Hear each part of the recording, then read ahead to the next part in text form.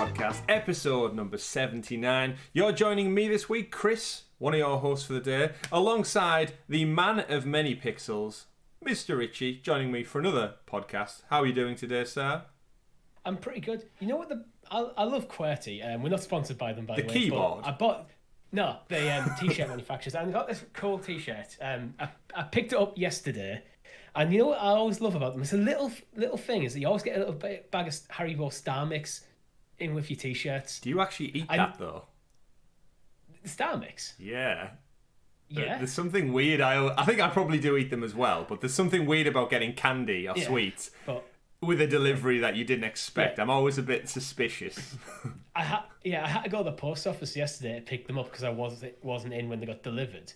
And I was feeling a bit worse for wear, you know, when you're just having feeling a bit ropey and you're not having a great day. I opened the bag and it's like, Star Mix has cheered me right up. So thank you, QWERTY. Forget the you just threw the t-shirt out at that point and just enjoyed the Haribo.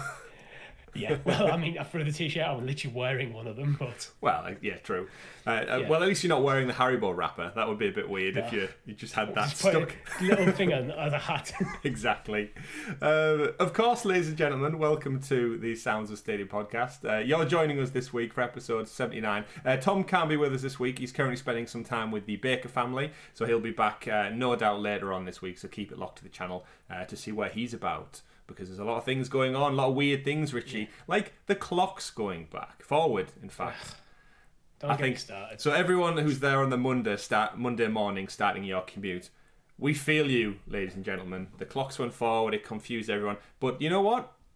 It's going to be a great show because, Richie, I've had 2 cookies for breakfast and I'm about to open a can of Monster.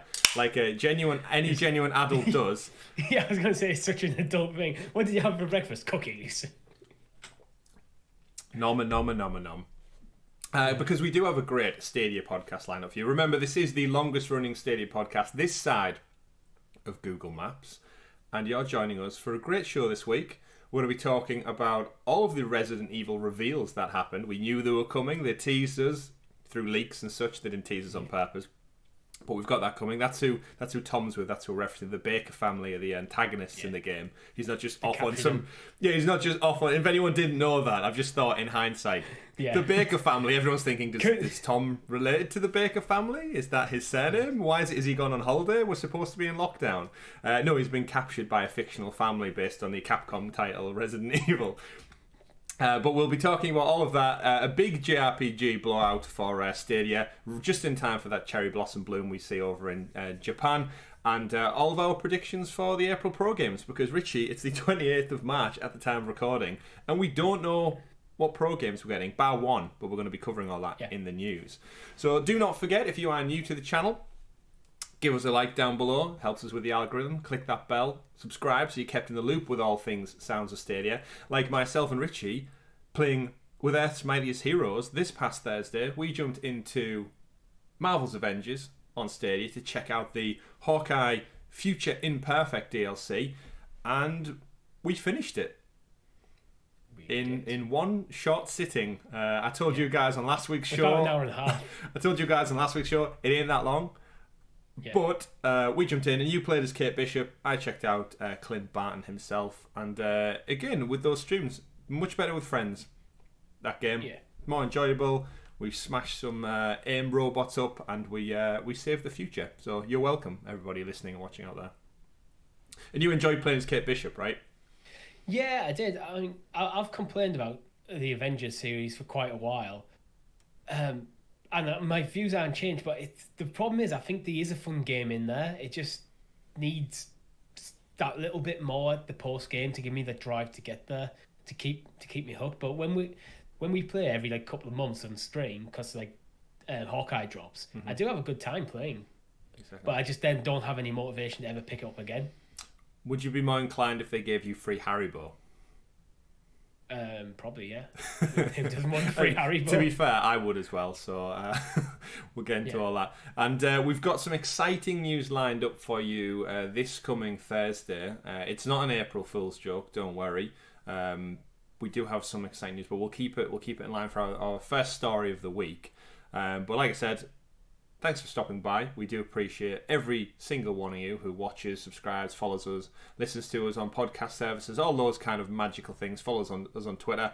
But Richie, in Tom's absence, I don't know whether you've remembered or not, but I need to throw it over to you for our rundown of the super sexy special Stadia story segment, aka the news. Indeed. Did you remember this time that it was going to be passed to you? Yeah, I did. Because you had a little bit of a tongue twister. I remember about 2 minutes before we hit record, so... Right, that's good. So you stretched out that anticipation.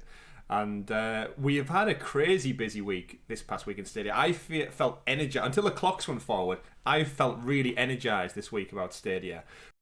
Yeah. Because we just got peppered with games this week. Yeah, absolutely showered with them, and not just little indie games at all. We got some big heavy hitters drop announcements and such. So the biggest story we wanted to start off with was the I'm sure you've all heard, no doubt. Well, we were unfortunate enough that they decided to drop the blog on the Monday when our podcast goes live. So anyone who listened last week, apologies we didn't have Resident Evil content for you then, but sod's law. Basically, at this point, covering a news article that was literally a week old by the time you're listening to this. True, but you know what? People want to hear about it, Richie, because not everybody reads the news. So first story of the week, Resident Evil 8, also known as Resident Evil Village, or the other way around, running on the Resident Evil engine, is coming to Stadia day and date with all the other big platforms out there. And I, for one, am thrilled to pieces, Richie. We had this leak a few months back now that Google had paid $10 million to Capcom to bring this game over. Obviously, no other titles previously on Stadia from Capcom that I'm aware of. Yeah. So this is the first, or not the first, it's going to be one of the first. But at the time, we didn't know what that relationship was like, barring a leak of a money had exchanged hands. Yeah. But we are getting it. It's going to be coming, it's arriving in May. I can't wait. But there's a caveat to this exciting new AAA title coming to Stadia, Richie, and that is they're launching it with a Premier Edition promo, again, akin to the Cyberpunk one. So my first question to you, Richie, is are you hyped for Resident Evil 8? And secondly... I'll let you ask the second question. And secondly, what do you think about the Premier Edition? I'm surprisingly hyped for it because I'm not usually a Resident Evil guy, but I think I got caught up in a bit of the announcements because my Twitter just exploded on the day. It's like, because it's a Monday, I'm not expecting anything on a Monday from Stadia, and suddenly it's like, what, Resident Evil? And I pre-ordered it, so. Yeah. Now, did you pre-order it because of the hype train? Or... I think I might have done a little bit, but I don't think I'm going to regret the pre-order. Even though I'm not typically a horror guy, because I get scared and I don't like it.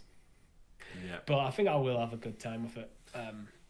Yeah, and it's weird because this is the second iteration of Resident Evil. For those who don't know, the previous iteration, which we're going to talk about in just a moment, it changed the perspective. They went from traditional Resident Evil third person, which is what the franchise was famed for, and made the switch over to first person, and it came to VR as well. It was that well designed in first person, and it was a big change, but it rejuvenated the franchise in such a big way that Capcom essentially split their franchises now. They've got the remakes of the old 2 and 3, which have done wonders, and then now because Village is coming out, this is the second one to be in first person. So they've got kind of such a peculiar business model. And I'm very interested to see where it goes long term as the old ones catch up with the new ones. But I think it's quite interesting. I think for Resident Evil 4 onwards, the Resident Evil games start getting more and more actiony and less survival horror stuff. And I think third person lends itself a bit more to that. Mm-hmm. Where I think with 7, I think it's 5 and 6 are quite widely panned as games. So this isn't what we want, that sort of thing. Yeah. So when they came back with 7. They went the opposite way and went full-on survival horror. And I think the jump to first person, it does. I think first person is more immersive, especially in VR. For horror, so it puts you in the mind of that character rather than panned out. And then you can get things as you're walking around the corridor, you can't see around the corner because you're not top down. You're not messing with the camera. Yeah, you're completely right there. The change in perspective does add such an extra element, and between Resident Evil 7 coming out and 6, the scope for first-person horror games was huge. You've seen games like Outlast that have done wonders, Alien Isolation. These like smaller titles, arguably in terms of not being like massive open world games. But the way that immersion gets you for horror is crazy. I know you and one of our friends had a great time playing Alien Isolation, even though you spent 90% of the time hidden in a vent. Yeah, we did. It adds a lot. That Alien Isolation game, we were playing on the Xbox, but we had the Kinect on as well, so we sat there on the couch going, shh, shh, shh. Yeah. Because if anyone remembers the Kinect, it actually pick up your voice in game, and if you're too loud, the xenomorph would find you. Which adds another element of fear, doesn't it? It really does. That, for me, is the best way to play that game. Fear. Maybe Stadia will use it with the microphone, the built-in mic, potentially. Yeah. It'll be interesting. But I think to bundle it all in with the Premier Edition, that's such an amazing promotion. I think that's why there was hype, because, again, the financial backing to give away your hardware for free with a pre-order. We saw it with Cyberpunk. It got Stadia plenty of amazing plaudits, and they're clearly following this up by backing it with another big AAA title. And I think it's very, very clever marketing to make people, who are maybe on the fence or contemplating it, thinking, even if I just get a Chromecast Ultra out of this thing, it's a win. Yeah. The thing is, for the price of the game, you get Chromecast Ultra and a game controller. Even if you don't end up sticking with Stadia, you basically cover the cost of the Chromecast Ultra. Mm-hmm. So I think it's a very good proposition. And we've talked before on other podcasts, probably around about when Cyberpunk came out, around about Sabrina and the fact that that's meant to be coming the first half of this year. So we're about to enter April. Yep. So maybe only April, May, when we'll probably see Stadia on their Google Chromecast with Google TV. So I still think this is their way of getting rid of the back catalogue of the Chromecast Ultras. Yeah, like their stock. But they've probably got a couple of big titles where they think, if we can do a promotion around this, we can shift units and get people into the platform and also clear out our warehouse. Yeah. I think it's a great deal, and whether this is just... It's a win-win. Yeah, like you said, short-term to get rid of the stock inventory they've got remaining. Interesting enough, there was a caveat that it's not available in Canada for some reason. Yeah. Such an odd exclusion. That actually almost backs up my claims. Maybe they've just run out of stocks for Canada. Just everyone in Canada went crazy for the Cyberpunk promotion, so there's just not enough. Potentially. It's weird that they wouldn't shift stock around, but I guess pandemic and all these other supply constraints that are going on. But it's available in most countries that Stadia is available in, I believe. Let us know if it's not available in your country. But the biggest argument for me is, I'm going to get another Chromecast Ultra. I'm going to get another Premier controller, which, again, I'm really, really in love with the Stadia controller at the moment. As I jump between my PlayStation 4, the DualSense on the PS5, and the Stadia one, it is just a damn good controller.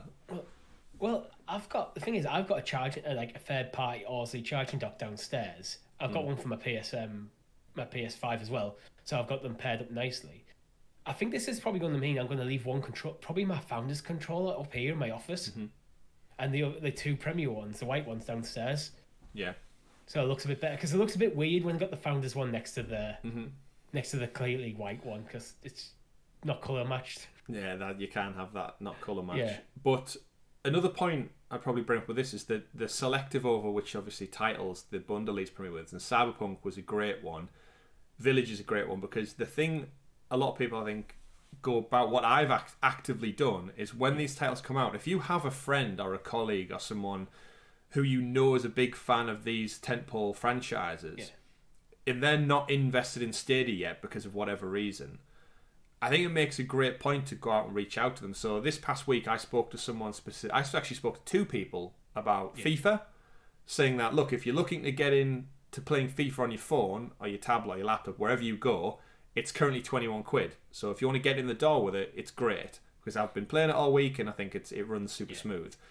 Resident Evil is a totally different kettle of fish compared to FIFA. It's a totally different game, franchise, genre. But bundling this in, again, how many people will now reach out to their friends and family and go, Jerry, you're a big horror fan. If you get in on this now, you'll get a free Chromecast and a Premier Edition, so you can just play it anywhere.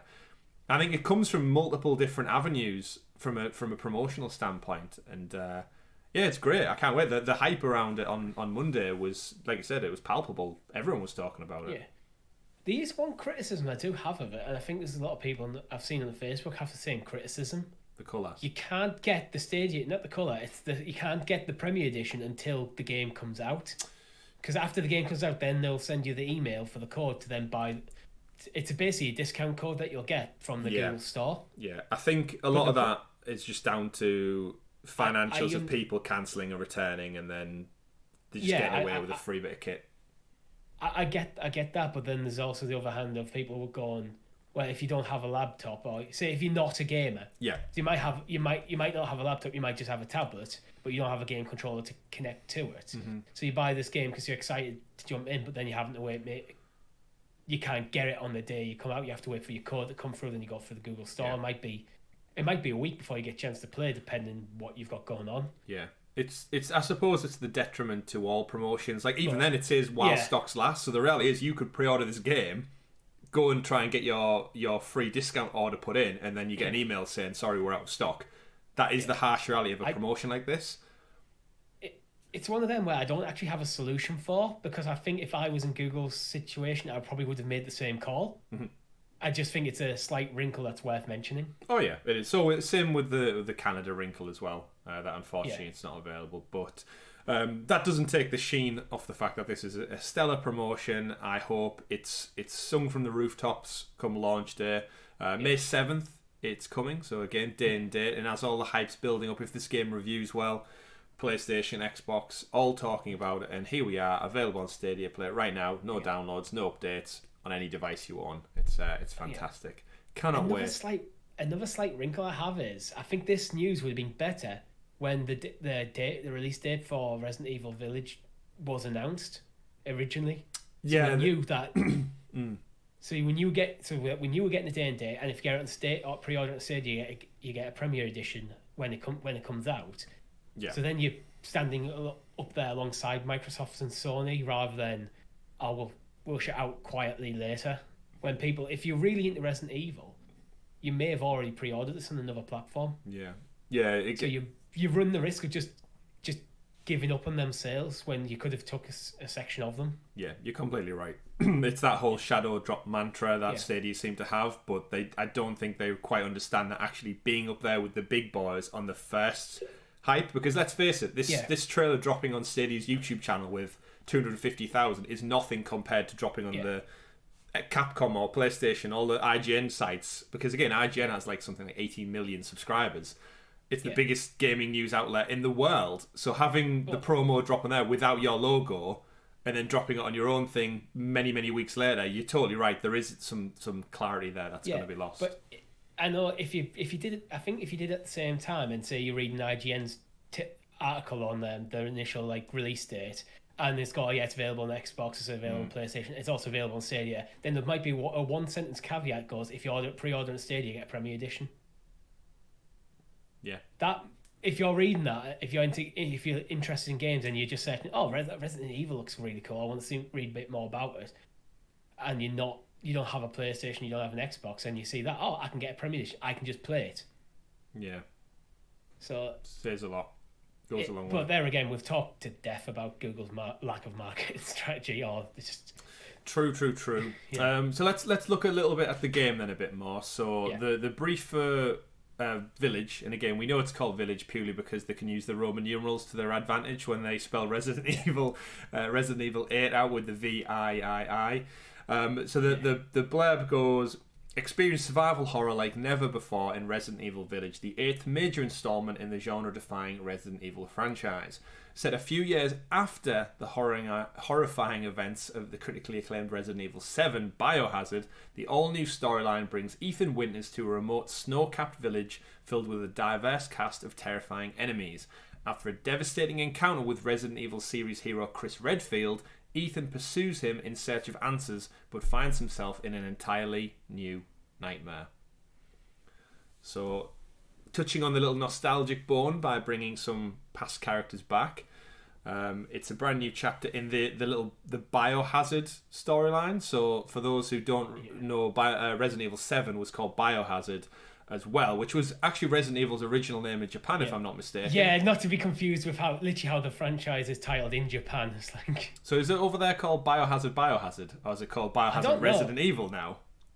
I haven't got a clue. Because that, in Japan, that could kind of just be like a mini reboot to them. Yeah, I don't know.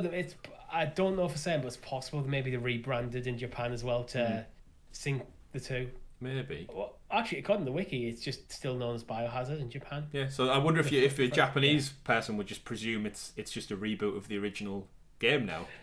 Maybe it's just called Biohazard 7. Yeah, I guess, probably just numbered. But we should point out Resident Evil Village is also called Village Biohazard as well on the promo art, so... It's not there in the title, but it is there on the promo art. So it looks like this first person could be like a little sequential story.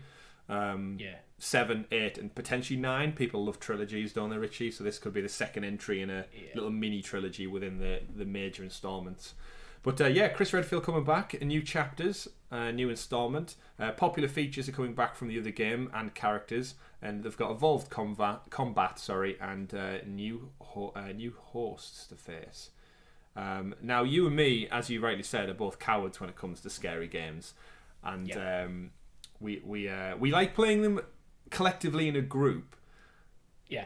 But not as individuals in our own homes sat at night with headphones on, kind of deal. That's just too scary, Richie. It's too scary to do. See, it's when you're in a group and there's like a jump scare, and then you have that laugh, and it's like, okay, you kind of reset your mental state a bit. Yeah. When you're on your own, you have a jump scare. I'm still scared. You're still scared. You're totally right. It's much better having fun. We've played in the past Until Dawn, and Resident Evil 2 is like a Halloween party scenario. And you have a couple of beers, you're having a laugh. The lights are on to an extent, and jump scares. You're totally right. You're all kind of sharing the fact that you all bricked it at the same time, and then you move on. I wonder what the change in like the sales would be if Resident Evil came out at Halloween. Yeah. It feels like a natural fit. It's like, we'll bring out Halloween. Yeah, maybe it's just a big enough franchise that it's surpassed. Yeah, it's like Halloween shackles. How many people do you think buy it though, put it on the shelf, and then wait till Halloween to play it? Probably a couple. Although the way they could be marketing this is they launch early in the year, get everything for full price, and then by the time Halloween hits, it's dropped down to a sale price, and then they get even more people in the door fresh because it's like half price or something. Yeah, that's one way to do it. I'm sure Resident Evil 7 was £15 for like Black Friday for ages. Get that second sales peak. 100%.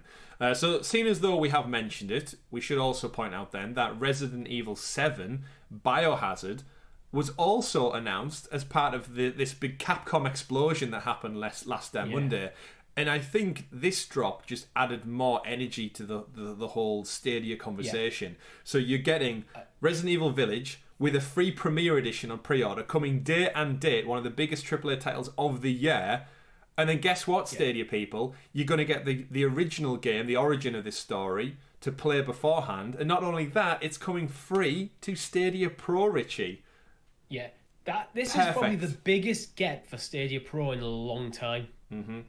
I think this is generally a huge thing that I think a lot of people who are on the fence about Stadia Pro might look and go, oh, Resident Evil 7 as part of the proscription. Yeah, I'll resub for that. Yeah, I saw so many people on Twitter go, just when I thought I was out, you pull me right back in with that. And that's the great thing with Pro is you can just drop off and drop in. Like, you don't need to sing from the rooftops what your subscription status is, ladies and gentlemen. If you're keeping it, great. If you're not keeping it, great.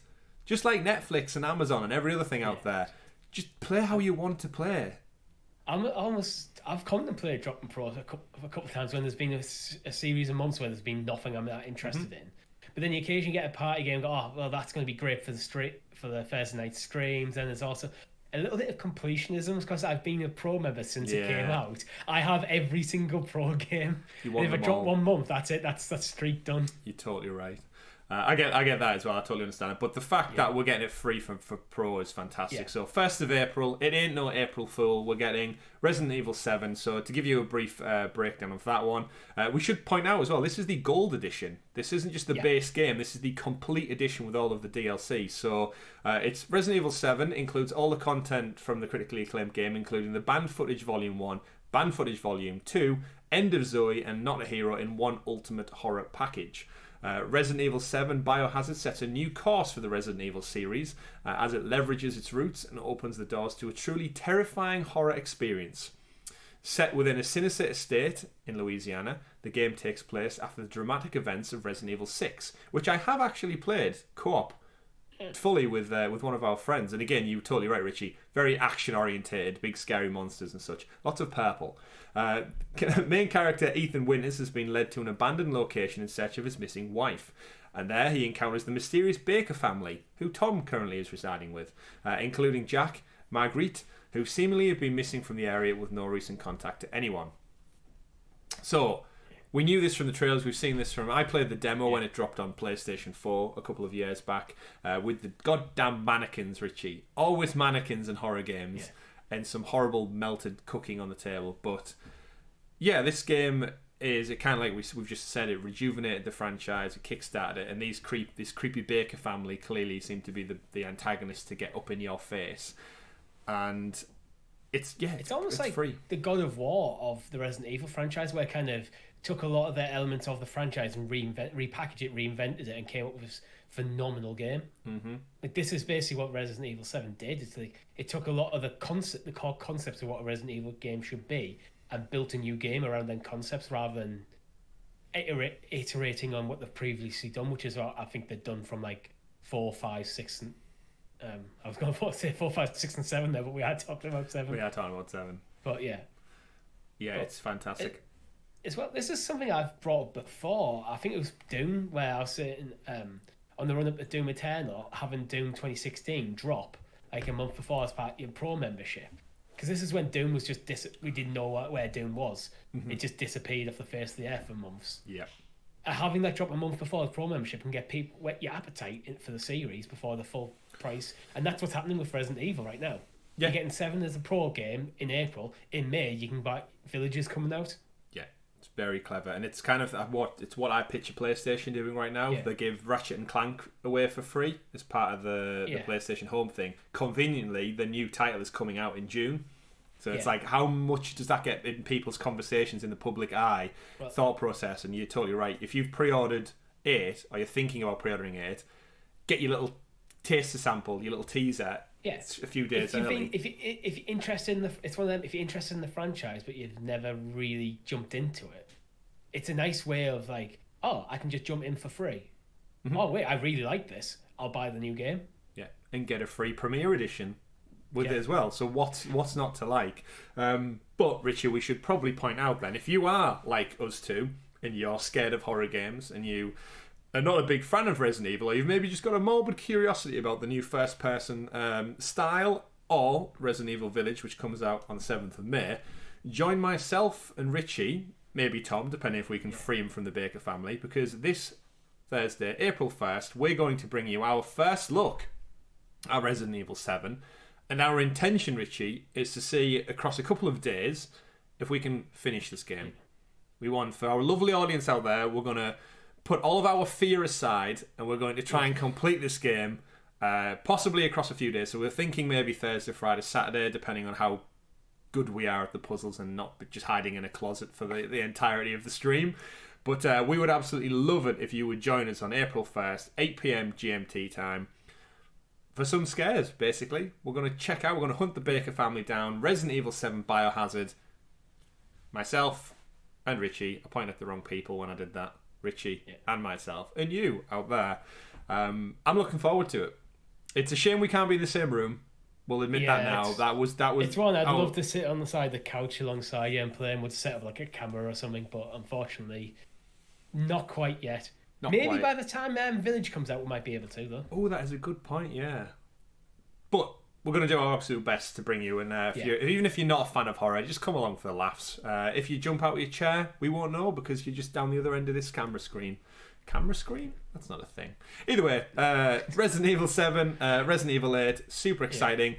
And that's not all, Richie. That's not all. The Resident Evil block isn't finished yet. It's not finished. It just keeps coming because our friends over at Stadia Source, of course, your number one source for Stadia news, they uncovered a good point that Resident Evil Reverse is also coming to Stadia because it's part of the Village package. It's kind of similar when Resident Evil 3 got their reboot. They bundled in the multiplayer aspect for free because I don't think it would have done well as a standalone title.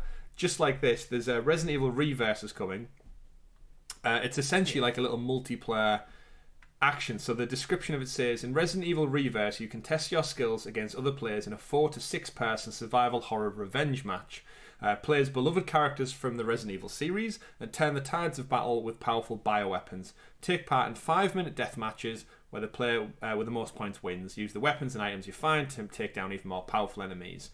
And it looks like they've got a little bit of variety where one of you becomes Mr. X if you die first, almost like a past the virus kind of game mode, I guess, maybe. Like I'm thinking of time asymmetric gaming, like something like a Dead by Daylight or something like that. It's like playing tag. One of you is it, and you've got to hunt down the other people, kind of like Evolve and such. But it's online multiplayer created as a thank you to fans for the 25th anniversary of the series, and it, as we said, it's available for free to anyone who purchases Resident Evil Village. So that's a nice little. The one thing I can guarantee is that we will be playing it one Thursday night. Yeah, that is pretty much a guarantee. You are not wrong there, but especially if both. I'm guessing you've pre-ordered it. Yeah. Village. Yeah. So there's at least 2 out of the 3 of us have pre-ordered. So there we go. It's happening. I mean, Tom buys every game on Stadia, so the fact that there's the carrot dangled of another Premier Edition, I haven't run it by him yet, but my money is on Tom too, who's pre-ordered Resident Evil 8 Village. But yeah, it's a nice little multiplayer addition to that. I don't think it's getting a standalone release, but it is its own game within that world almost. So yeah, I think it's based on the Resident Evil 2 and 3 engine rather than I think it's the same engine that they're using for Village, but it is third person rather than first person. Yeah. So interesting stuff. Yeah, we'll get into it. It'll be the only Resident Evil third person game on Stadia at this moment. Do we have a team deathmatch like multiplayer game on Stadia? Outcasters? I mean, technically, yeah. I'm thinking more like second or third person rather than isometric. Division has the Dark Zone, which is P2P, I guess. Yeah. Not that I'd imagine many people play it by now, but interesting. The kind of to wrap all this Resident Evil news up with a little bow. I guess is, do you think this lays the groundwork for us seeing 2 and 3 reboots? Because they are the two. If I was to pick any from the franchise, they are the 2 I would love to see come over, because I don't want Stadia missing out on that revitalization, because 2 is fantastic. Is it?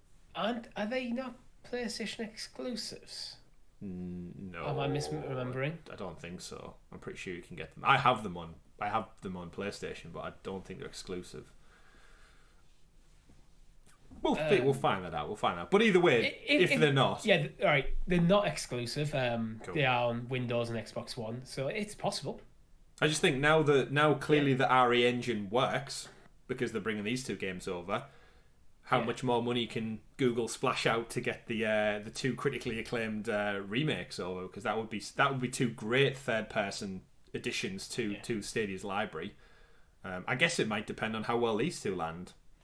Yeah, I think it's likely. If like Village comes out, it's probably more Village to care about than 7. If Village comes out and does decent numbers on Stadia, it's probably worth Capcom going, well, let's pop these 2 over. So put your money where your mouth is, Stadia people. Yeah. If you want the games, of course. If you don't give a damn, I want them on the platform. I don't know if I'll play them, but I want them on the platform. Oh yeah, you just be like Tom, buy everything. Yeah, I wish I had the money. Yeah, same. So moving away then from all the Resident Evil news, great to see, can't wait, hyped, looking forward to playing it Thursday and being scared to death for your enjoyment out there. I'm not looking forward to playing it, but we're going to play it anyway. We're going to play it anyway. I mean, I'm looking forward to it and playing it because I enjoy exciting new AAA games, but I'm not looking forward to being scared. But then if our audience enjoy us being scared, I'll enjoy them enjoying us being scared, if that makes sense, in a roundabout way. But let's move over to something a little bit less death orientated and talk about some fun excitement, because after Monday's blog post, we thought that was probably going to be it for the week, quite frankly. And then Stadia dropped some new games on us in the middle of the week. We knew one of them was coming, but then surprisingly, out of what's that in the distance, Richie? Is that smoke? Is that mist? Is that dirt being kicked up into the sky? We see. We got the announcement. That is a terrible thing. I know. I'll probably cut that out in post production. Actually, we got Dead 5 out of nowhere drop. We knew it was rated, I think, earlier last week. Yeah. And again, it's late to the party anyway. It came out on other platforms last year, but it's great to see that it's out now. Of course, from Codemasters, recently acquired by EA. Rally arcade style game was just live there and then. Off-road racing. Build your career, be a tough driver. I did see it getting some criticism for its price across the Twitter world. Came out at pretty much full price. When did it initially it was like drop? October, I think. October, November time. So, 6th of November. So it's not that old of a game. So I don't think you can criticise a game that's like 3 or 4 months old for coming out at full price. Yeah, I think it is just the kind of delay, I think, with FIFA and stuff launching, which was a much later delay, but either way, just hold off. Just don't buy it. I think it's a different conversation with FIFA, because FIFA is a seasonal game. So once the football season's over, the game is effectively redundant because the next one's coming out in a couple of months.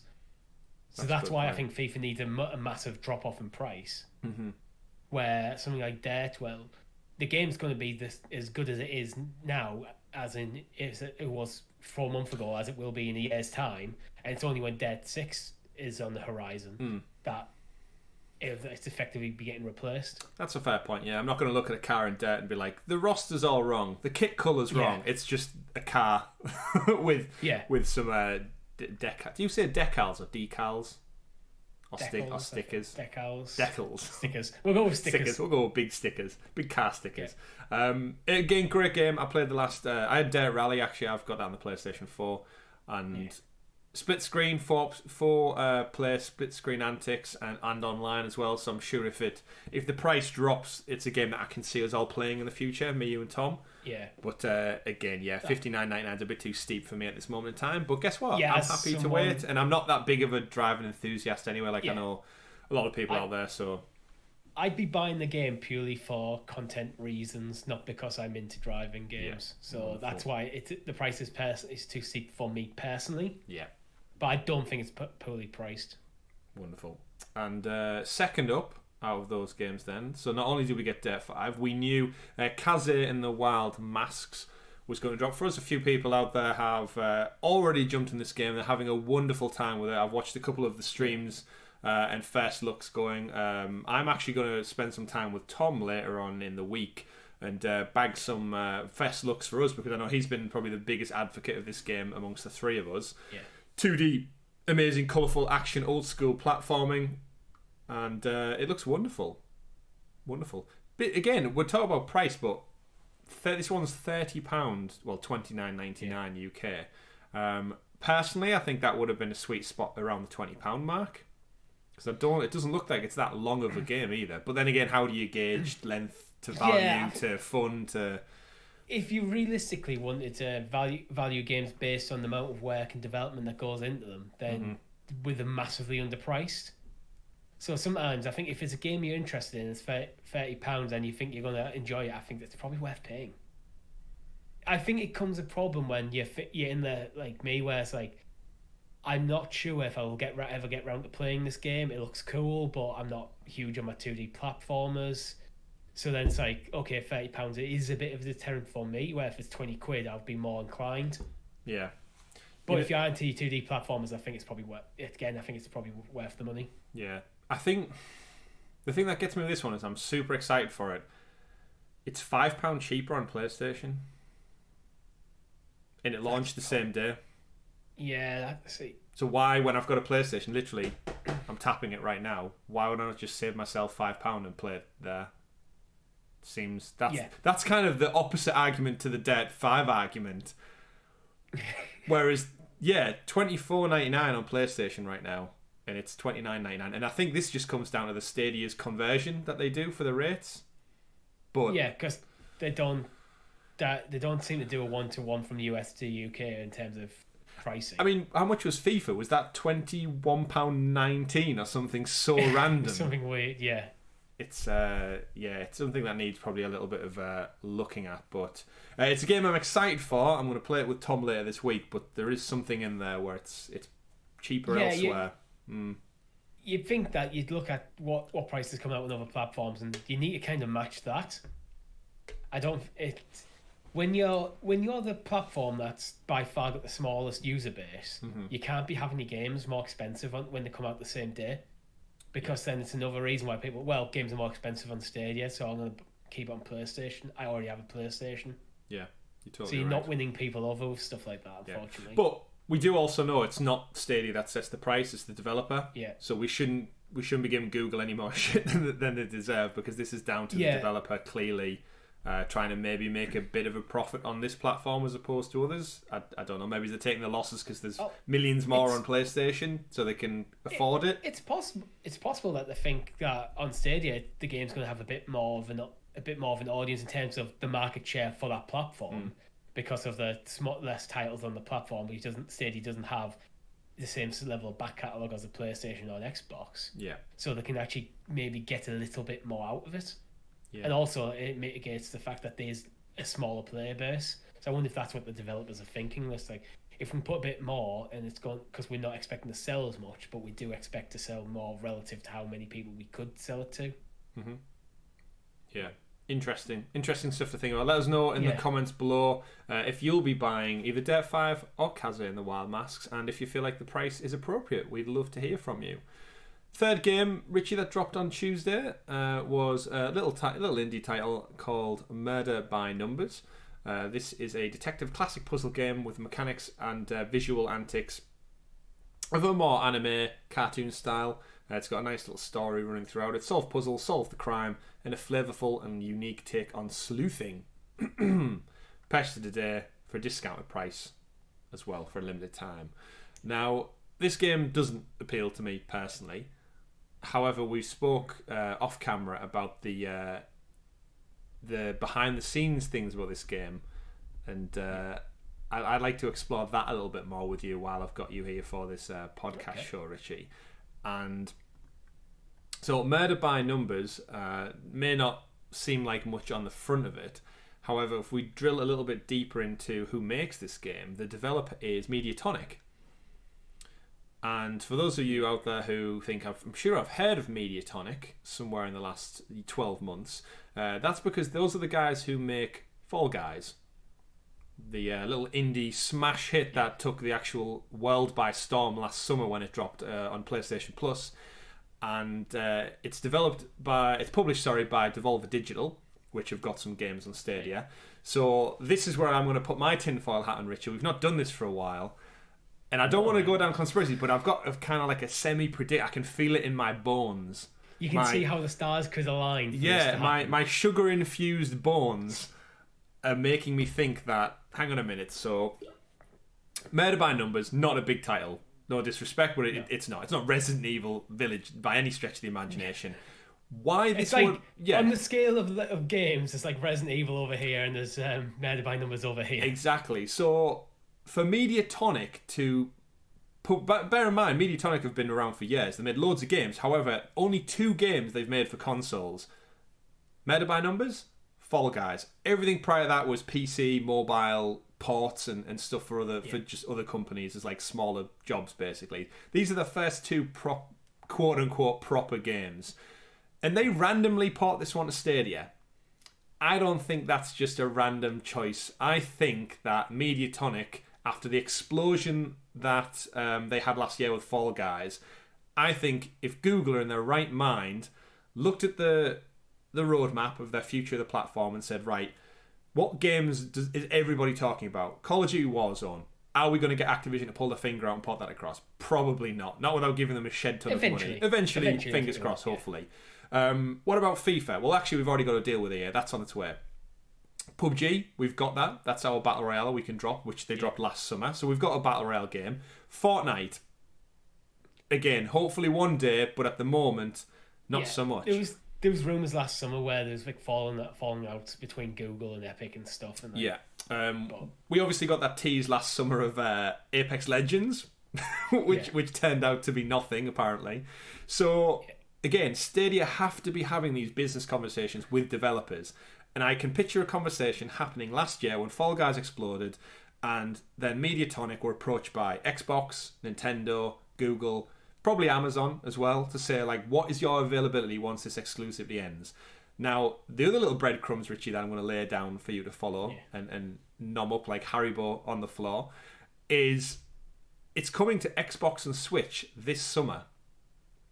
So that means PlayStation's exclusivity is ending, and this game is going to other platforms. And what's even better to all that is Mediatonic have spoke about it in blog posts and news, and they've tweeted about it before, that their intention is to have crossplay. If you just do a quick search for Fall Guys crossplay, the developers have said they want it to come in the near future. Sooner the better. So they've also said they want to bring it to more platforms. And to more platforms. Yeah, I think early doors, I think a couple of people tweeted at them saying bring it to Stadia, and they said, well, we're open to discussion.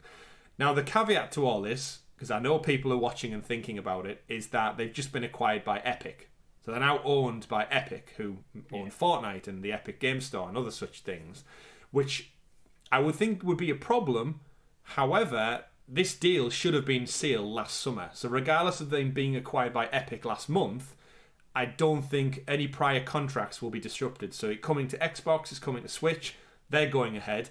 I can see, Richie, you're going to hear it from me right now, Fall Guys will be announced as a shadow drop, no doubt this summer, because that's how they like to do things, for Stadia, and it will have crossplay. So Xbox, Switch, PlayStation, PC, we're all going to be playing together in the cloud, all of the lovely gaming community out there, from Mediatonic. And I'm going on all of that purely because Murder by Numbers is Mediatonic's only other game, and it just came to Stadia this week out of the blue for no reason. What do you think?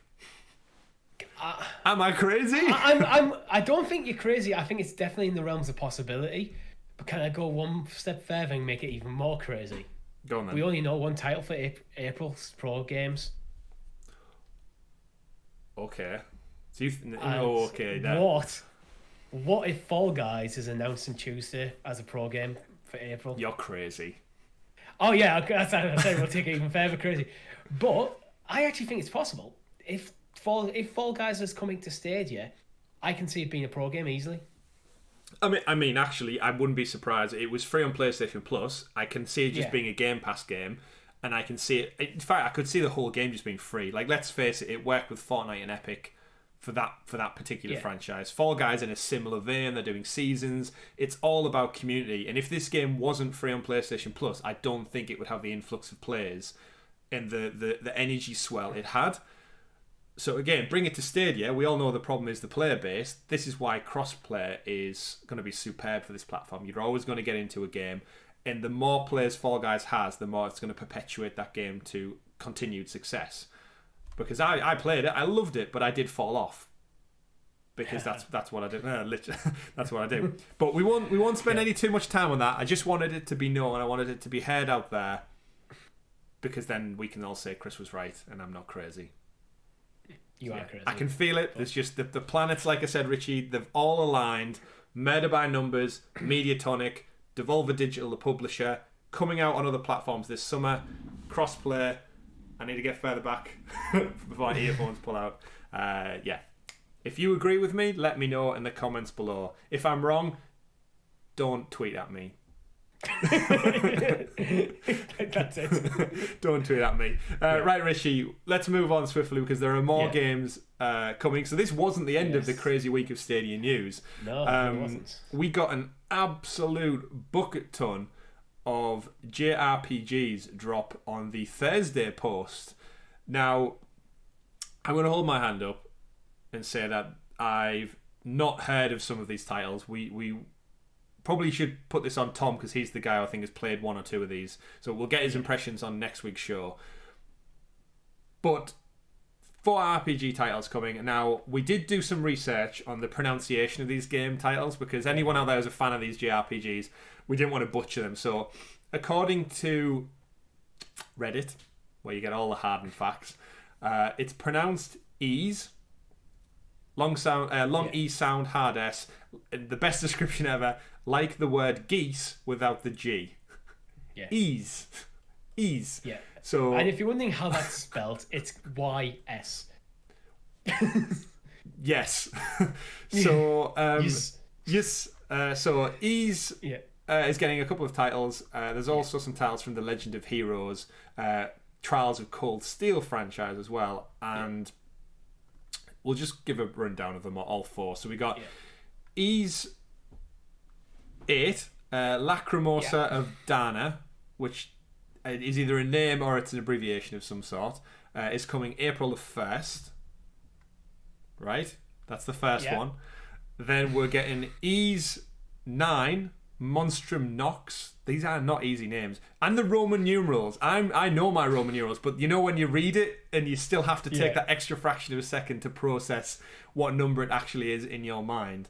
So Monstrous Nox is coming Summer 21, which is the newer entry in the series. So it's the follow-up and it's the newer one. It's the newest entry in this series. It was initially launched in Japan on September 26, 2019. Right, so it hasn't had a Western release yet. So it has. The Western release started in February 2021 on PlayStation 4. Which makes sense with Sony being so Japanese. It's one of them.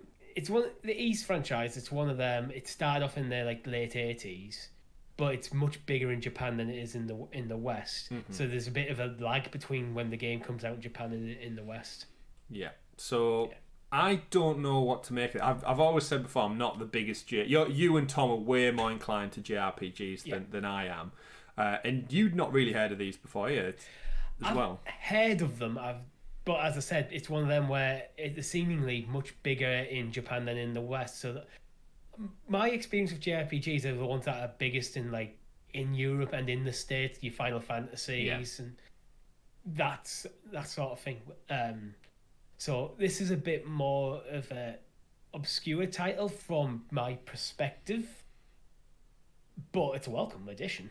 Yeah, all titles are a welcome addition. Just flesh out that library and bring over a little bit of variety. So the second one, Monstrum Nox. You've had a look at their information page just to see if we can get a bit of detail about what the games are. I'll give you guys a rundown of the two titles. So the first one, Lacrimosa of Dana, is embark on a classic Ys adventure with the 8th installment in the epic series. When Adol awakes, shipwrecked and stranded on a cursed island, he and all the other shipwrecked passengers form a village and explore the isle. Amidst this, Adol begins to dream a mysterious blue-haired maiden. An epic tale.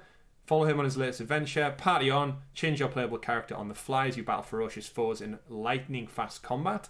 Another side. Unravel the mystery of the blue-haired maiden through our unique gameplay sections. And it takes a village. Rescue your fellow shipwrecked passengers and bring them to your village where you provide valuable services. So it sounds like Lost, the JRPG, with a blue-haired woman involved instead of magic numbers in a vault. On the second game, that's a total lie, by the way. Monstrous Nox is same character, is cursed by a mysterious woman and becomes a monstrum, a powerful being who can exorcise monsters. To escape from the prison city of Balduk, he must ally with 5 other monstrums, each with their own unique gifts, and stop the Grimwald Nox, a shadowy dimension on the verge of overflowing into the real world. So these two games, by description, sound very, very different. It sounds like they're their own contained stories, similar to Final Fantasy in a way. Yeah, that's what I was thinking. I was doing a bit of research before the show, trying to figure out, are these just a continuation of the same story, or is it just a case of similar to Final Fantasy, where every new game is completely in a new world, or basically in a new world, completely new setting, completely new stories. But it appears like they have almost like Zelda in some ways, where you have characters that pop up from game to game, even if it's a completely different iteration of the character. Mm-hmm. Yeah, there's just like an anime series where it just goes from episode to episode and something different happens. Yeah. So those were 2 of the titles from the E series, from the developer Nihon Falcom Corporation. Again, never heard of them prior to this. No disrespect, but again, not my wheelhouse of games. But yeah, massive player base. We said pre-show, Richie, that for it to go this many entries in a series, it has to be doing something right. Yeah, it's one of them. If for a franchise, I think to survive from 87 was the first release in Japan, and the most recent release was 2019 in Japan. Mm-hmm. For a franchise to last that long with And it doesn't seem, looking at the timeline, it doesn't seem like there's huge gaps where it stopped and then it was reinvented or anything. It seems like every 3 or 4 years there's been a new title. Yeah, you get a new entry. That makes me think that there's something about this that has longevity, that has people coming back every single time. Yeah. And actually looking at the Metacritic scores, it's for Ys 8, it's like it got a Metacritic of 85, and for Ys 9 it got a Metacritic of 80, and both of them are the PS4 versions. Interesting. So that suggests to me that, although I don't know much about the games, these are very solid JRPGs that are probably worth looking at if you're into your JRPGs. Yeah, as a sidebar from that, how far through Bravely Default are you now? 2. I was trying to push through to the end last night, but then it was 3 o'clock in the morning and I had to go to sleep. Was it 3 o'clock or was it 2 o'clock and the clocks went forward? It was when I looked at the time, it's 3 o'clock. I think I may have lost an hour in there, but I was getting sleepy. It's like, I need to go to bed. But I'm agonizingly close. I'm pretty convinced I'm in the last dungeon now. Right. However, I do know after you beat the boss in this dungeon that there is another secret chapter. Right. Dare I ask how many hours? 65. Right. That classic JRPG. And if anyone's curious, I have been doing pretty much every single side quest. There's only one side quest that I've currently got in my log, and that's because I'm woefully underleveled for it. Right. Like I tried it last night and just got one shot. One shot. Wow. Yeah, so there's like, it's one of them fights where there's no amount of strategy I can win this fight.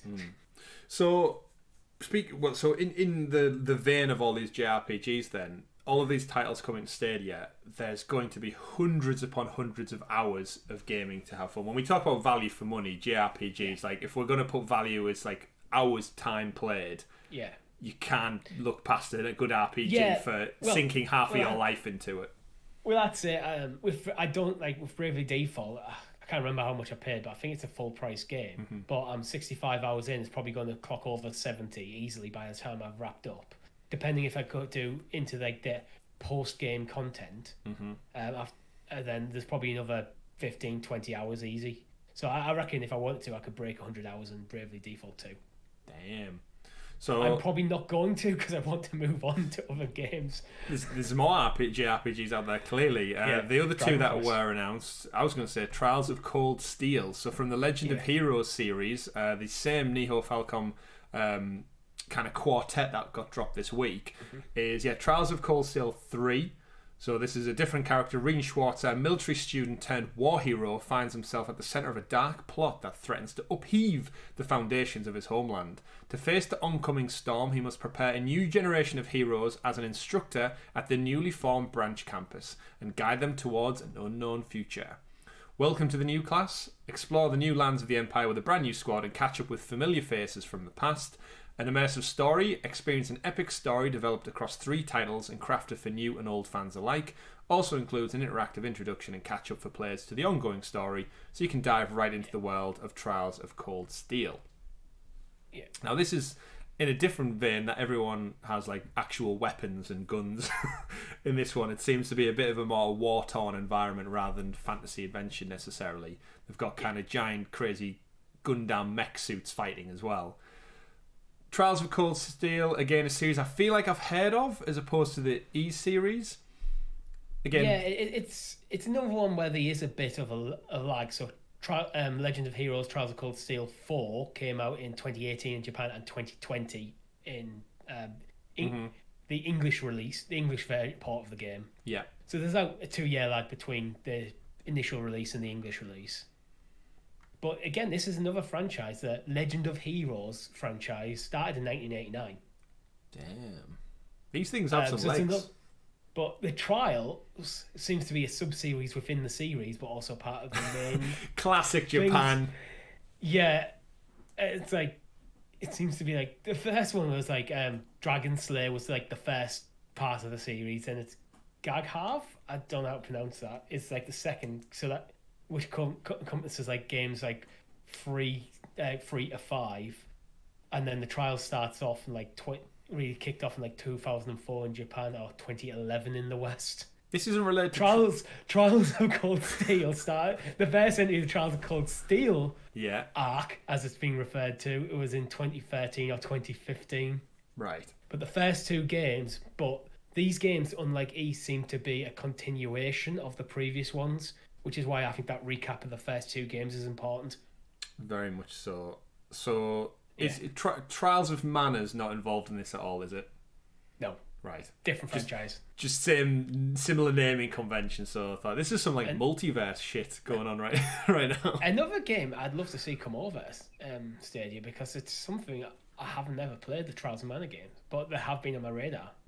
Very well reviewed as well. Bring across Chrono Trigger. And Fall Guys. Yeah. But the fourth entry in this week's, the final entry, I guess, in this week's drop was The Legend of Heroes Trials of Cold Steel 4, which is the newest edition.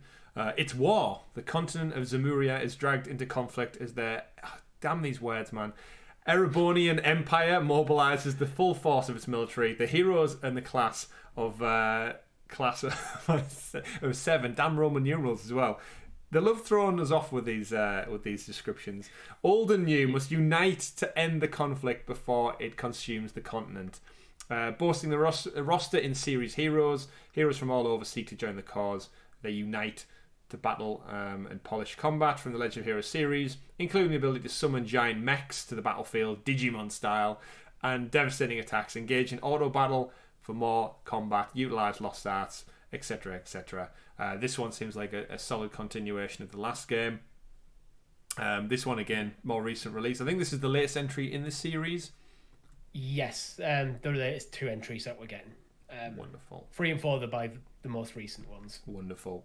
So, as someone who had no context for this, again, ahead of time, I reached out to Kirk Lakes on Twitter, who's one of the business developers over at Stadia, and he recommended, so with some expert advice, ladies and gentlemen, if you're thinking, where the hell do I start with all of these JRPGs, like I am, he suggested that if you like action combat with precise dodge counter attack mechanics, similar to Devil May Cry, or action-adventure games like Zelda, Richie, that one's for you, start with Ys 8.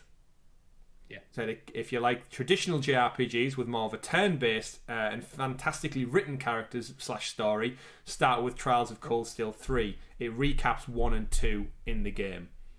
So there's your...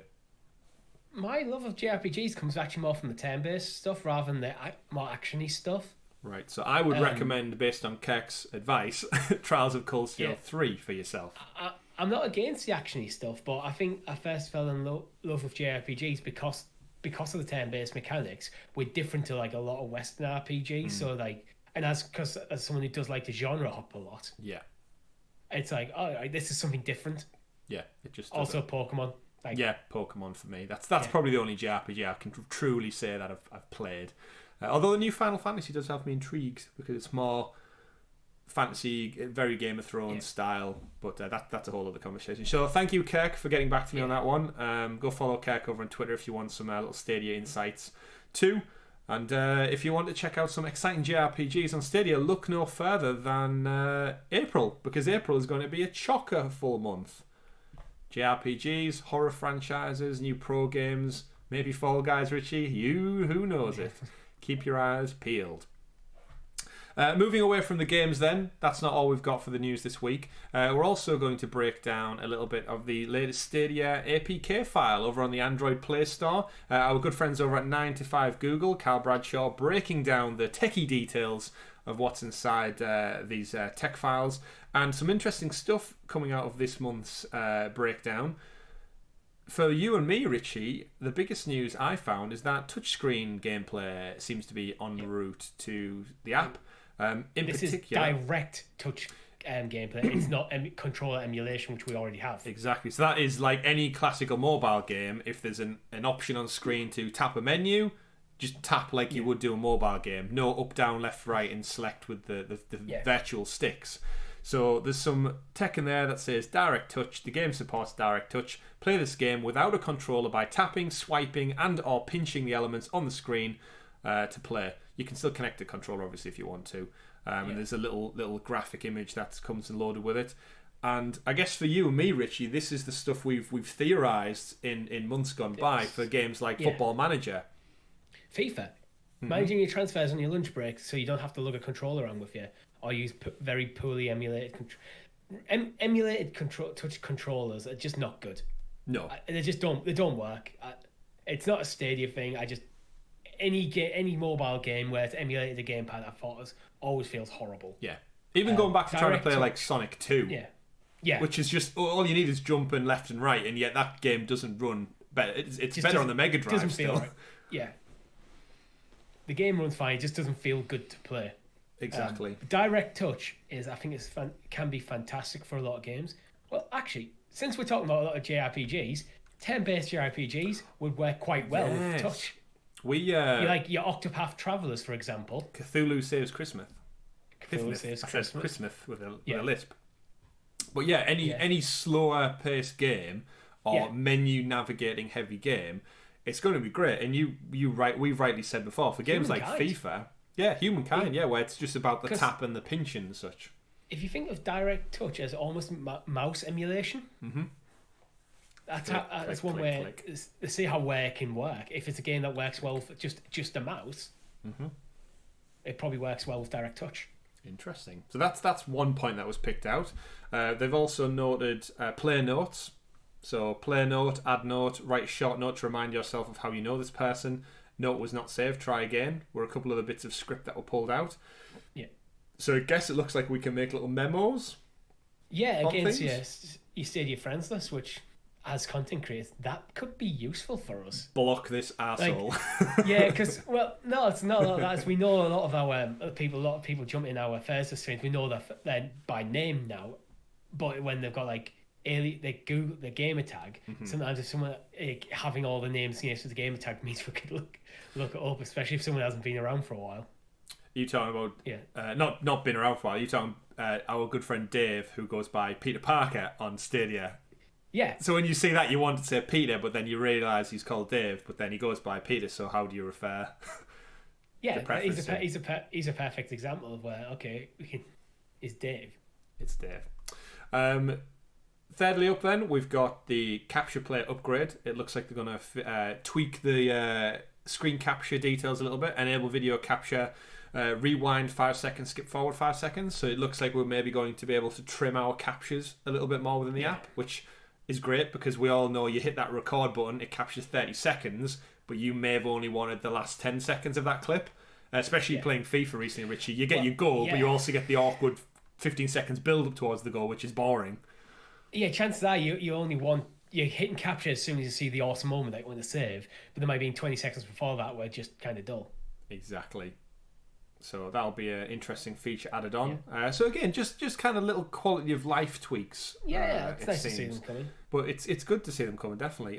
Working towards party chat, there's a little bit more script in there regarding the party button, party leader, invite messages and such. So it looks like that could be on the horizon. The need to do some substantial work on the voice chat. We know that. And unlike Microsoft, who are rumoured to be going out and acquiring Discord for like 10 billion or million or whatever it is. That's the move Stadia should have done. They should be getting Discord. Yeah, that's a whole other conversation. Because that solves their problems. Like, you got party chat and you've got everything you could want, really, for a chat system for gaming is in Discord already. Mm-hmm. And the final point of this breakdown is it looks like, we've theorised it already this episode, in fact, Richie, but it looks like the Android TV app for Google... what is it? Chromecast with Google TV is the new amazingly shit name convention. It looks like it could be coming. The new bit of script says, install Android TV app. Please install the Stadia for Android TV application. Add a new account. Stadia payments aren't working on this TV right now. Open up the app for support. So a couple of little bits of scripture that... This could be the LG partnership. It could be, as well. It could be one Probably of many more likely things. the LG partnership, actually, because that's actual... I wouldn't be surprised if they all just go live at once. Like across the board, like this is the day we launch Stadia to the masses of Android. The tinfoil hat part of my brain thinks it's ready to go. They're holding off because they want to shift Chromecast Ultras. Just get rid of them. Yeah, otherwise then they'll just have all the stock and then it just won't go anywhere. So I wonder if that's why it's held off, because we know loads of people sideloaded it without any issue, so it works. Mm-hmm. Yeah. So that's the breakdown from the APK file. A couple of interesting tidbits of information in there, and hopefully we'll see them come to light probably within the next couple of weeks, to be honest. Usually these are a good indication of that's what's on the horizon imminently. So some things, however, are not on the horizon imminently, Richie. We got another game delay news drop this week from Humankind developers. Amplitude. We knew Humankind was on the cusp. It was actually due out next month, so mere weeks away.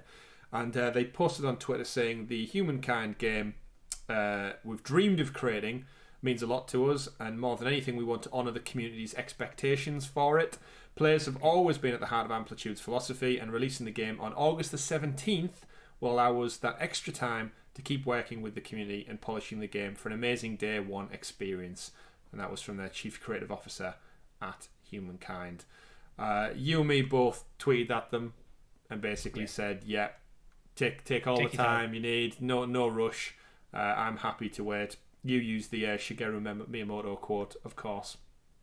Delay game. Why say it myself when there's actually basically the guy who saved the entire gaming industry says it. Well. Yeah. He's there as well. So again, a game delay, but again, we're not the type of people who flip out over delays like that. It's we still need to acknowledge that we're in the middle of a pandemic, or at the end of a pandemic, hopefully. Gives me more time to get through my JRPG backlog. Yeah, all those hundreds of hours playing that game. So that was one story that dropped. And let's wrap up this week's episode, Richie, with a breakdown of a couple of pieces of DLC that we do have coming out. Very exciting stuff. First up on the dock, we've got Hitman 3 is getting some DLC. For it's called Hitman 3 7 Deadly Sins. It looks like it's going to be a small breakdown of all of the 7 Deadly Sins. And Richie, I challenge you right now, how many of the 7 Deadly Sins can you name? Alright, here we go. Lust, greed, envy, sloth, pride, gluttony. Oh, he's one shot. I'm one shot. For anyone listening, I'm thinking about Full Metal Alchemist right now. Oh, okay. And that is going to be completely lost in Chris, but I'm sure there's some people in the audience who will get that reference. I've actually forgot which ones you already said now. So lust, envy, greed, pride, gluttony, sloth. I'm only going to know. Oh my god, this is going. For the sake of time, can I Google it? Greed, pride, sloth, lust, gluttony, wrath, and envy. Oh, it's wrath. And I only know that because it's on screen in front of me at the end of the trailer. I'm now full of wrath. Now full of wrath for not knowing about wrath. The irony should be one of those. Yeah. As part of the DLC, they're dropping sequential content. It's coming to Hitman 30th of March. 7 Deadly Sins is essentially a 7-part expansion for Hitman 3. It takes place in the deep mind of Agent 47. So it's a psychological, trippy one here. It's going to be released over time through 7 unique content packs, each focusing on a different sin, and include a bunch of visually distinct content, sin-themed, based on the topic of the day. So essentially, between all those 7 deadly sins, it looks like he's just going to be rocking a different suit to represent each one. Jealousy might just be like a bright green suit. I'm guessing it's going to be like a new location, new targets for each of them, and based on the theme of each of the different sins. Yep.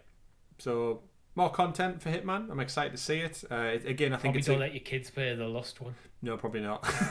And I do think it's quite a good sandbox game for DLC. It's something that they could just perpetuate with seasons. It lends itself very, very well to that. So anyone out there enjoying Hitman 3, jump in, get greedy with it. And we have prices for them as well. Do we? £5 each or 30 quid for the lot. Cool. So you got like a value pack, and you've got a one standalone pack. So if you're not into certain ones of the deadly sins, you can just pick and choose your favourites. What's your favourite deadly sin, Richie? I'm gonna go with sloth because I love just lying around doing nothing. Sloth, love it. Yeah. Next up, then we've got we mentioned it last week, but I thought I'd touch on it a little bit because I've played some of it. And that is the Immortals Phoenix Rising Myths of the Eastern Realm. The second DLC for this game dropped last week on all platforms. And I mentioned it last week that it's got nothing to do with the original game, which is such an odd choice for a second DLC of 3. Yeah. I've played about an hour and a half of the DLC so far. It really does not even mention the original base game. It starts off with a brand new protagonist, a brand new location, a brand new list of kind of gods, similar weapon traits and puzzle mechanics as you can imagine. Yeah. But yeah, you essentially start a new tale inspired by Chinese mythology. Your character's called Ku, and you meet the goddess Nua from Chinese mythology, sorry. And you just fight clearly a bunch of villains from the original games that have been tweaked ever so slightly to look more oriental. And that's it. Just kind of more of this. Essentially, seems like it could have been the sequel. Yeah. But they've made it into a small DLC content. It's a very odd choice. I wonder if maybe it was planned to be a sequel, but then maybe they decided the sequel's going to go a different way. So they thought, well, we can just take what we've got, tidy up, and repackage it as a DLC. Yeah. And maybe to gauge interest as well. Maybe. Would you be interested in playing this character? Yeah, I've had a look on, naturally, a couple of forums and on social media, and everyone is saying the same thing about, like, why isn't this just the second game? But it's weird that they didn't even attempt to tie it in with the original game. Like, even in just, like, a passing comment, it's just straight up, you start with an introduction of your character and a little cutscene, and then it's there. So this is why I'm now thinking, like, do you think they plan to do almost like Assassin's Creed with the franchise, where every game or sequel series of games in terms of like Ezio is based around a character, and they move locations and introduce new characters? So this may have been a plan for a second character, like the second game, but then they've decided, no, maybe we're going to stick with Phoenix. Yeah, I think as the mascot for the series, and just have it build on her story. So they've got these ideas that are just probably maybe not going to get used. So let's use them. Yeah, there's definitely some discussion that's happened within the development team where this could even go back to the name change, because Gods and Monsters is so ambiguous that could be applied to every mythology. Gods and Monsters, Greek mythology. Gods and Monsters, an Eastern realm. And then just jump around, go to Norse, go to whoever. But there again, the second one could have been Immortals, Kaze Rising. True. That is true. But it still works. It's very weird because I'm enjoying the DLC, but the fact that it's got no link to the game, I'm kind of, when sometimes you play a game, Richie, and it's missing that connection. I've just spent 40 plus hours with Phoenix and her character and a story. And then I did the first DLC, which was more puzzles with Phoenix and her story, fleshed out a little bit more. And then now I'm starting with a brand new person in a brand new area with the same mechanics, but not the characters that I've grown to love. And it's a bit jarring in a way. There's no different, like, in terms of abilities or anything like that. There is the same abilities, but they're masked with a different reasoning behind them. So instead of having Phoenix wings, he has Da Vinci's wooden glidey things instead. And he still has the jump up punch and the giant hammer, but instead of it being the hammer of Hephaestus, it's the hammer of insert Chinese mythology god instead. And it just feels like if someone was to take the original game and just do their best to interpret and clone it, this is what the second DLC is. It's very odd, but we'll probably never know the reasons why. But I would have just liked to see it as a whole new game, because if I'd played the first one and then had a year and a half gap maybe, and then the second one was announced and it's all Chinese mythology and it's a new hero, that could have been exciting. But it just feels like an odd turn for your second part of the DLC. But either way, we'll see how the third one wraps up in the coming months, no doubt. But Ubisoft, again, doubling down on all the content. And the final game we're going to talk about right now is the WatchDogs Legion. Got a recent roadmap that dropped. They're dropping multiple content, new characters across June, May, July, and into August. And the kind of only really pieces I wanted to pick out on this, because I've not played WatchDogs yet, was Aidan Pierce is going to be a playable hero rather than just a side character. So that's great, bringing the protagonist from the main game, the original game I should say, back into the new one. But the one that's got me is in August. They're doing a Assassin's Creed crossover event featuring a world event and new missions with Assassin's Creed. Now, we've always joked that Assassin's Creed and Bloom, which is the security company within WatchDogs, is very, very friendly with Abstergo, who is the company within the Assassin's Creed universe that's owned by the Templars in the future. And it gets in the weeds a bit. But yeah, I'm very interested to see how is this going to tie all these worlds together? Or is it just a simple marketing gig to cross over? I think it's probably both, actually. I think initially it's probably just intended as an Easter egg, like having like an Abstergo logo in a WatchDogs game. For the Eagle Eye fans, go, oh my god, did you see that? That's awesome. But maybe they've actually decided, no, why don't we make these actually just the same world?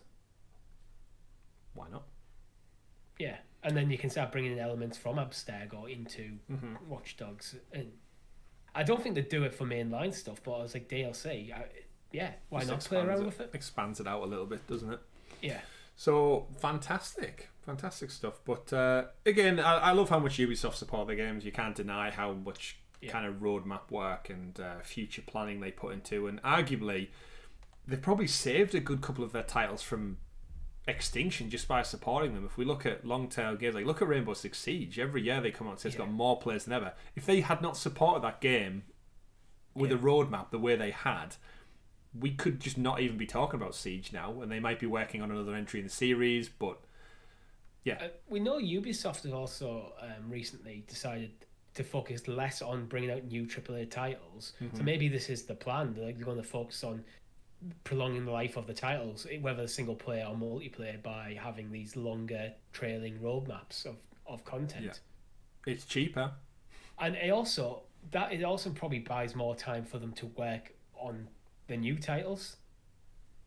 Yeah, because no one's clambering for a new one if you keep giving them content. Yeah, for the stuff they've already got. So if you bring out an Assassin's Creed game and then you got like maybe years and a half follow-up of DLC where they're just going to keep adding to it, then maybe you can bring out one Assassin's Creed game every 2 or 3 years, rather than feeling like under pressure to bring out one every year. It's a great model, and especially you've alluded to it there. Assassin's Creed is they do really well with the balance of free content as well. It's not all paid. So in and amongst that, you get seasonal like festivals and activities and side missions for free. So that gets you back into the game without spending a penny. But then if you enjoy what you're doing, there's that carrot dangled of, well, actually, if you want to buy the season pass DLC, there's a whole other side story or quest you can go into. Imagine how many people are probably going to jump into Assassin's Creed and Valhalla with it coming up to Easter, assuming there is like an Easter event. There is, it's Ostrago. They can get back festival. in and go, I'm going to play the DLC. Yeah, I'll pick up where they left off, maybe finish the game, because no doubt a couple of people bailed after like 40, 50 hours into the game too. I bailed after I rolled credits, so that's one where if I decide I'm going to jump back in, I fancy playing a bit more, play through like the seasonal stuff, then I'm going to tidy up the map a bit more. Wonderful. So, right then, Richie, to wrap up the show, speaking of DLC and side quests, we've got another episode of SideQuest we're about to go and record, of course. Available exclusively on our YouTube channel, youtube.com/Sounds of Stadia. You can check it out there. And if you are one of our lovely patrons who support the channel, myself, Chris, Richie and Tom, that little bit more, from as little as $1 a month, 79 pence, you can head over to patreon.com/Sounds of Stadia, where you actually get that episode 5 days early before the free channels do. So if you're that way inclined, you'd like the content early. More importantly, you just like the material that we make for you. We are a Stadia exclusive channel. They're the only people we follow and support, and the only people we plan on following and support. It's in the name. It would be silly of us to change that. So if you do appreciate everything we do, do head over to there and support us that little bit extra. We would heartedly appreciate it. Wholeheartedly, in fact. And Richie, what's on the SideQuest topic doc this week? So this week we are going to be talking about pre-orders. And do they make sense for Google Stadia? Ooh, so that's actually been quite a topic of contention recently with obviously digital stuff, but we'll cover that more in depth on the SideQuest show that we're going to go record straight after this. Thank you to everyone who's stopped by, listened and watched this episode of the Sounds of Stadia podcast, episode number 79. Hope you've had an enjoyable time. We have. You've shook off. Have you shook off that hour in bed that you lost, Richie, by now? Yeah. Feeling good. I didn't get out of bed till like 10:30 this morning, so... 10:30 or 11:30? 10:30 as the clock said it, so it's probably like 9:30 it would have been. Ooh, that's early for a Sunday. But thank you to everyone, of course, who stopped by. Hopefully our predictions were right. Richie, people listening to this podcast right now may be able to claim Fall Guys and play it on Stadia if you went so crazy with your bold prediction.